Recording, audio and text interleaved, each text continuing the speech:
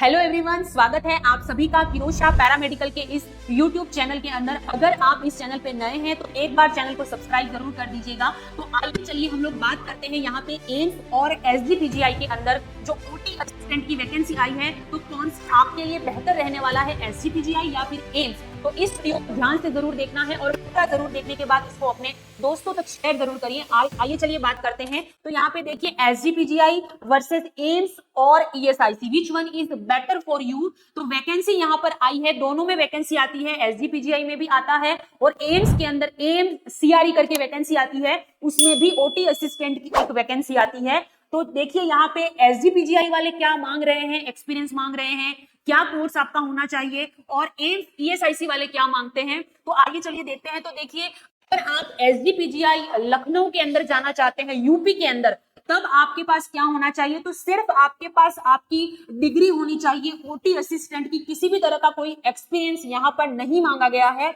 लेकिन अगर आप एम्स और ईएसआईसी के अंदर है तो आपके यहाँ पे डिप्लोमा कोर्स अगर आपने कर रखा है तो भी आपको चलेगा, लेकिन उसके साथ में 1 ईयर का एक्सपीरियंस जरूर होना चाहिए। क्लियर है। एंड उसके बाद बात करेंगे यहाँ पर कि एम्स ईएसआईसी वर्सेस एसजीपीजीआई के अंदर क्या एलिजिबिलिटी मांगते हैं ये लोग। तो आइए चलिए देखते हैं। तो देखिए एम्स ईएसआईसी के अंदर जो ओटी असिस्टेंट की वैकेंसी, यानी कि ये एग्जाम को हम बोलते हैं एम्स सीआरई, ठीक है, एम्स सीआरई के नाम से जानते हैं, जो एम्स और ईएसआईसी के द्वारा करवाया जाता है। तो उसके अंदर यहाँ पे employ state insurance corporation ESIC है ये। उसके अलावा यहाँ पे देख लीजिए कि यहाँ पे लेवल 3 का ये रहने वाला है। और यहाँ पे क्या क्या मांगते हैं, तो सीनियर सेकेंडरी 10+2, यानी कि आप 12th पास होने चाहिए। सबसे इंपॉर्टेंट चीज 12th आपका होना चाहिए, किस में होना चाहिए, साइंस में, यानी कि बायोलॉजी में होना चाहिए। किस में होना चाहिए, बायोलॉजी सब्जेक्ट्स में आपका होना चाहिए।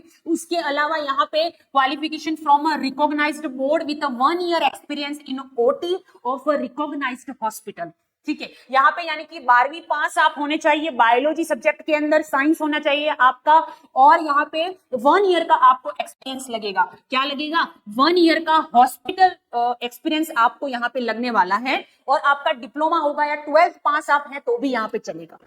नेक्स्ट एसजीपीजीआई में भी ओटी असिस्टेंट ही वैकेंसी का नाम होता है। और यहाँ पे सबसे इंपॉर्टेंट चीज, अगर आपने डिप्लोमा करके रखा हुआ है तो आपके लिए ये वैकेंसी है ही नहीं, मतलब कोई मतलब नहीं है। क्यों, क्योंकि यहाँ पे बैचलर डिग्री मांगा है।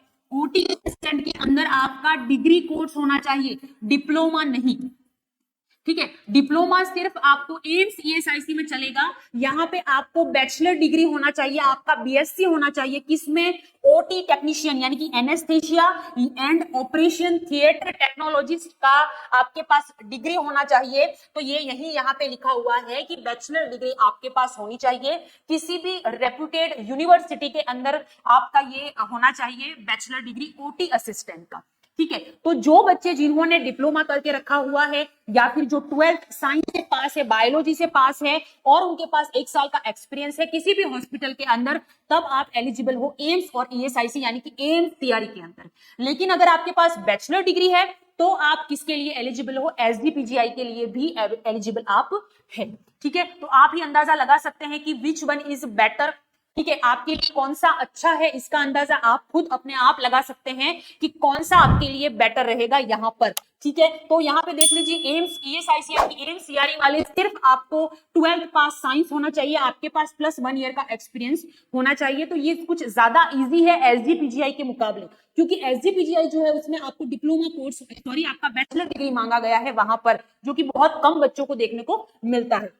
चलिए अब हम बात करेंगे सबसे इंपॉर्टेंट बात की मैम सैलरी क्या रहने वाली है। सैलरी सबसे ज्यादा इंपॉर्टेंट है, चाहे एम्स ईएसआईसी हो या फिर एसजीपीजीआई हो। तो देख लीजिए यहाँ पे सिर्फ एलिजिबिलिटी के अंदर थोड़ा सा डिफरेंस है, बाकी सैलरी आपकी सेम रहने वाली है, चाहे एम्स ईएसआईसी हो या एसजीपीजीआई हो। दोनों के अंदर आपका पे लेवल 5th पे लेवल रहेगा यहाँ पे, यानी कि आपकी सैलरी जो रहेगी वो यहाँ पे 29,200 से 92,300, दोनों के अंदर सेम सैलरी पैटर्न, यहाँ पे लेवल 5th की सैलरी आपको मिलने वाली है, जो कि मेरे हिसाब से बहुत ही अच्छी सैलरी है।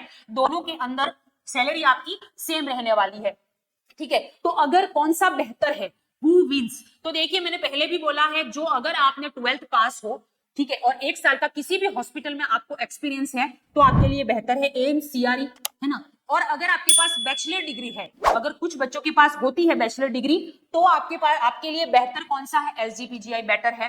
तो आइए चलिए, ये जो जानकारी मैंने आप लोगों को दी है उससे आप समझ गए होंगे कि कौन बच्चे किस में फॉर्म भर सकते हैं और कौन सा ज्यादा इजी रहने वाला है। और इसमें सिलेबस की अगर बात करें तो मोस्ट ऑफ इसमें सारा जो सिलेबस है वो सेम रहता है, कोई इसमें ज्यादा डिफरेंस नहीं होता है, सेम सिलेबस होता है।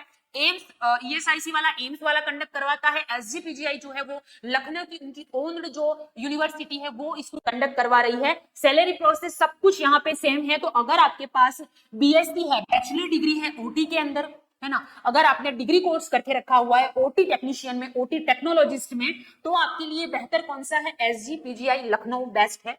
अगर आपके पास डिप्लोमा कोर्स है, ठीक है, और आप 12th पास हैं किसके अंदर, साइंस के अंदर, तो आपका बेहतर रहेगा आपके लिए ईएसआईसी और एम्स, यानी कि एम्स सीआरई आपके लिए बेटर रहने वाला है। ठीक है, अब सबसे इंपॉर्टेंट बात कि कौन सा बेहतर रहेगा आपके लिए, कौन सा बेहतर रहने वाला है, तो बेहतर कौन सा रहने वाला है, तो देखिए एसजीपीजीआई में जो वैकेंसीज आती है वो क्या होती है, कम वैकेंसी आती है, ठीक है, और एम्स और ईएसआईसी में जो वैकेंसी आती है वो ज्यादा मात्रा में वैकेंसी आती है।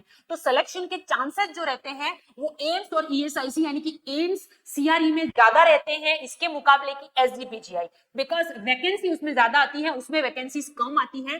बाकी एलिजिबिलिटी में थोड़ा सा डिफरेंस रहता है जो मैंने आपको बता दिया, और सैलरी सेम रहती है। एग्जाम का आपका जो पैटर्न रहने वाला है वो भी आपका सेम रहेगा, सेम आपका सीबीटी कंडक्ट एग्जाम होगा, मेरिट लिस्ट निकलेगी, आपका डीवी होगा, उसके बाद आप सेलेक्ट होते हैं। ठीक है, तो ओवरऑल सारी चीजें सेम है, बस सीट वैकेंसी हमें ज्यादा चाहिए वो आपको एम्स में ही मिलेगी। ठीक है, तो आप आपके हिसाब से आपने जो भी कोर्स डिप्लोमा कर रखा है या बैचलर डिग्री है तो आपके लिए दोनों अच्छे हैं, लेकिन वैकेंसी के अनुसार देखा जाए तो एम्स जो है वो ज्यादा बेटर रहता है, एम्स सीआरई जो होता है वो। तो आई होप ये वीडियो आप लोगों के लिए यूजफुल रहा होगा, और जो बच्चे कंफ्यूज हैं कि फॉर्म भरे कि ना भरे उनके लिए भी ये बहुत ज्यादा यूजफुल रहने वाला है। तो इस वीडियो को ज्यादा से ज्यादा शेयर कीजिएगा, और यहाँ पे लेटेस्ट जो भी अपडेट आएगा वो आपको इसी चैनल पे प्रोवाइड करवाया जाएगा। तो चैनल को सब्सक्राइब जरूर कर दें, लाइक करें, शेयर करें और कमेंट जरूर करें। Thank you so much.